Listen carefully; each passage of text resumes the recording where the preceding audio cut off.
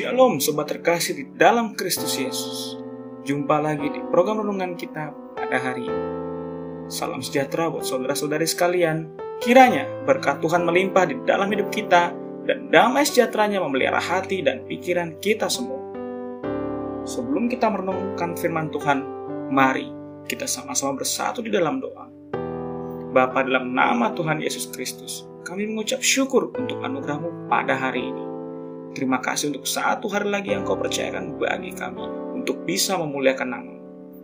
Terima kasih untuk kekuatan, berkat, kebaikan, dan pemeliharaan-Mu yang begitu sempurna di dalam hidup kami. Saat ini kami akan mendengarkan sebagian daripada firman-Mu. Urapilah setiap kami dengan pengurapan yang baru. Jamalah hati kami dan penuhilah kami dengan segala hikmat dan pengertian yang daripada-Mu, sehingga kami dapat mengerti dan memahami akan kebenaran firman. Terima kasih Bapa yang baik. Di dalam nama Tuhan Yesus kami sudah berdoa. Amin. Tema renungan kita hari ini adalah agamamu tidak menyelamatkan.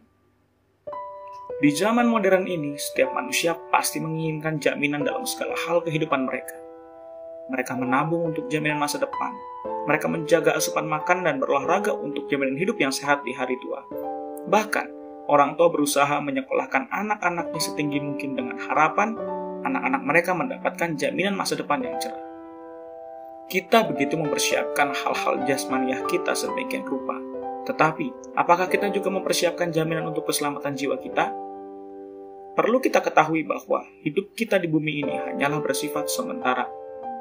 Bahkan bisa dikatakan bumi yang kita huni saat ini hanyalah sebuah tempat transit atau persinggahan sementara dalam menuju tempat permanen kita di masa kekekalan. Dalam Mazmur 90 ayatnya yang ke-10a, inilah firman Tuhan. Masa hidup kami 70 tahun dan jika kami kuat 80 tahun. Menurut Mazmur, masa hidup kita di bumi ini hanya 70 tahun dan kalau kuat 80 tahun. Maka dari itu, bijaksanalah dalam menjalankan harimu. Janganlah fokuskan hidupmu pada tempat persinggahanmu, tetapi fokuslah kepada tempat tujuan akhirmu. Tuhan Yesus berkata di dalam Yohanes 14 ayat yang ke-6, Akulah jalan kebenaran dan hidup, tidak ada seorang pun yang datang kepada Bapa kalau tidak melalui aku. Ayat ini adalah perkataan Yesus yang menyatakan dengan penuh kepastian bahwa Dia adalah satu-satunya jalan menuju kepada Bapa untuk mendapatkan kehidupan kekal. Inilah jaminan yang Dia berikan kepada umat manusia untuk mencapai surga. Tetapi terkadang kesibukan kita dan tawaran-tawaran dunia ini membuat kita ragu dan bimbang serta tidak fokus kepada Tuhan. Kita lebih percaya kepada apa yang orang katakan, apa yang kita lihat dan rasakan, lebih daripada mempercayakan hidup kita sepenuhnya kepadanya. Apakah kita sudah mereview kembali komitmen kita kepada Tuhan Yesus? Kalau kita bisa sangat detail dan terperinci mengatur dan mempersiapkan kehidupan jasmaniah kita begitu rupa, bagaimana dengan persiapan kita untuk kehidupan kekal nanti? Saudara yang saya kasihi, ketika kita menjadi orang beriman, orang percaya, dan menerima Tuhan Yesus sebagai Tuhan dan Juru Selamat kita, maka secara otomatis kita mendapatkan keselamatan dan rumah di surga. Tetapi oleh karena kehendak bebas yang Tuhan berikan kepada kita, maka tergantung kepada kita juga apakah kita mau ke sana atau tidak. Sebagai ilustrasi, ketika kita diberikan berkat berupa undian rumah atau tempat tinggal gratis di Pulau Bali, siapa yang tidak ingin? Kita diberi tiket gratis, sertifikat rumah secara gratis atas nama kita. Tetapi tidak serta-merta menjamin kita yang tinggal di Jakarta ini pasti sampai di Bali dengan sendirinya. Masih dibutuhkan usaha dari kita untuk prepare dan mempersiapkan apa saja yang harus dipersiapkan atau dibawa ke Bali. Berjalan ke bandara dengan memesan taksi, ojek online, atau semacamnya, dan tiba tepat pada waktunya sebelum keberangkatan pesawat. Setelah melewati segala proses dan persiapan yang sudah kita lakukan tadi, dengan berjalan ke bandara tepat waktunya, lalu masuk ke dalam pesawat, sampai pada akhirnya kita terbang dan sampai ke Bali, menikmati berkat yang sudah diberikan atas nama kita. Demikian juga dengan kehidupan kita. Apakah kita mau melangkah untuk bisa sampai ke tempat yang Tuhan sudah sediakan bagi kita? Pada saat kita tahu keindahan Pulau Bali saja, kita sangat ingin pindah ke sana, walaupun dengan mengeluarkan kocek yang besar. Apalagi kita benar-benar mengenal Tuhan yang sudah menyiapkan rumah untuk kita dan bersama-sama dengan Dia. Ingat dalam Matius 7 ayat 21-23. Inilah firman Tuhan. Bukan setiap orang yang berseru kepadaku, Tuhan, Tuhan, akan masuk ke dalam kerajaan sorga, melainkan dia yang melakukan kehendak Bapa-Ku yang di sorga. Pada hari terakhir banyak orang akan berseru kepadaku, Tuhan, Tuhan, bukankah kami bernubuat demi nama-Mu, dan mengusir setan demi nama-Mu, dan mengadakan banyak mujizat demi nama-Mu juga? Pada waktu itulah aku akan berterus terang kepada mereka dan berkata, aku tidak pernah mengenal kamu, nyahlah daripadaku, kamu sekalian pembuat kejahatan. Firman Tuhan ini jelas berkata, bahkan orang yang sudah melayani pun tidak serta-merta menjamin dia berkenan, tetapi dia yang melakukan kehendak Bapa di sorga.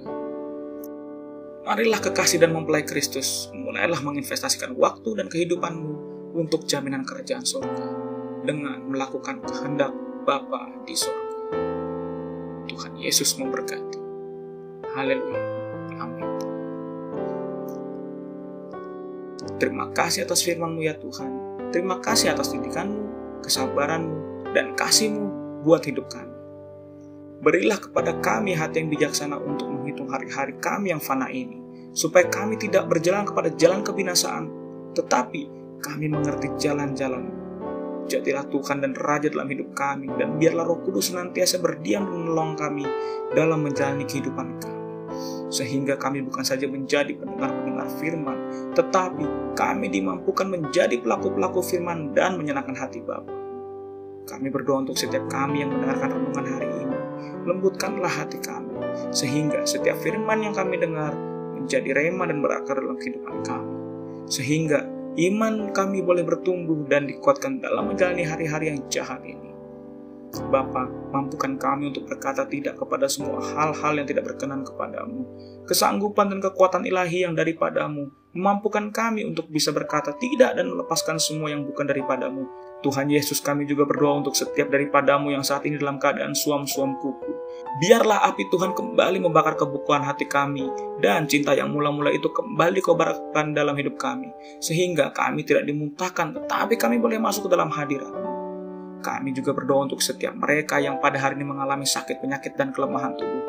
Kiranya pemulihan terjadi saat ini juga dan segala sakit mereka disembuhkan. Kami juga berdoa bersepakat untuk saudara-saudari kami yang saat ini mengalami beban masalah dan pergumulan. Kiranya mereka terima jawaban doa mereka tanpa ada penundaan, dan kekuatan dan penghiburan damai sejahtera-Mu menyertai mereka. Kami percaya yang terbaik menjadi bagian kami, karena Engkau datang untuk memberikan kami hidup dan hidup dalam segala kelimpahannya. Terima kasih Tuhan Yesus, kami kembalikan segala hormat, pujian, dan rasa syukur kami hanya kepada-Mu. Terima kasih Tuhan, dalam nama Tuhan Yesus, kami sudah berdoa dan mengucap syukur. Haleluya. Amin.